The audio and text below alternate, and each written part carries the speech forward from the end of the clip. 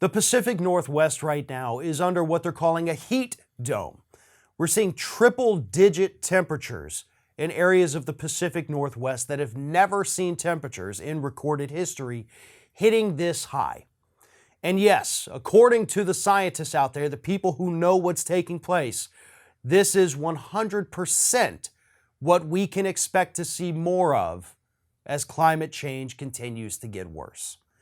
This is it, folks. This is climate change showing us its ugly face here in the United States.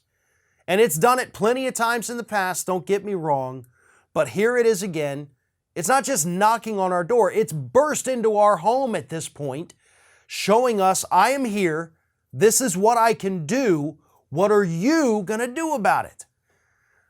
And just as a point of order here, I've seen several right-wingers on social media sites try to point out the fact that, oh, we can't use extreme cold temperatures to disprove climate change, so you can't use extreme temperatures to prove climate change. Now, you see, that's where you're actually wrong. And the scientists actually, explain this much better than I can, but I'm going to try to paraphrase them here. What we're witnessing are new extremes, right? We're not saying that the temperature in Seattle is going to stay 108 degrees, which is what it hit earlier this week, forever. We're not saying that. What we're saying is that the extremes are going to continue to get more extreme. That's why we are able to use this data right now, which is a temporary, time frame, and say that yes, this is climate change.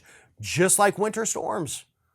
Winter storms get worse under climate change. Heat waves get worse under climate change. And Dr. Michael Mann, along with Susan Joy Hassel, wrote for the New York Times, and this is what they had to say. Heat waves now occur 3 times as often as they did in the 1960s, on average at least 6 times a year in the United States in the 2010s. Record-breaking hot months are occurring 5 times more often than would be expected without global warming. And heat waves have become larger, affecting 25% more land area in the Northern Hemisphere than they did in 1980, including ocean areas. Heat waves grew 50%. These changes matter because extreme heat is the deadliest form of extreme weather in the United States, causing more deaths on average than hurricanes and floods combined over the past 30 years. Recent research projects the heat stress will triple in the Pacific Northwest by 2100 unless aggressive action is taken to reduce heat trapping and greenhouse gas emissions. We're already seeing it, folks. We're seeing the heat waves. We're seeing the extreme winter storms. We're seeing increasingly active hurricane seasons, droughts, floods, all of this taking place throughout the United States over the years, and this is climate change. We still have time. We can prevent these things from getting worse, and if we put all of our efforts towards it, perhaps we can even reverse them, move the clock back. But that clock is ticking right now, and so far, we're not making a ton of progress.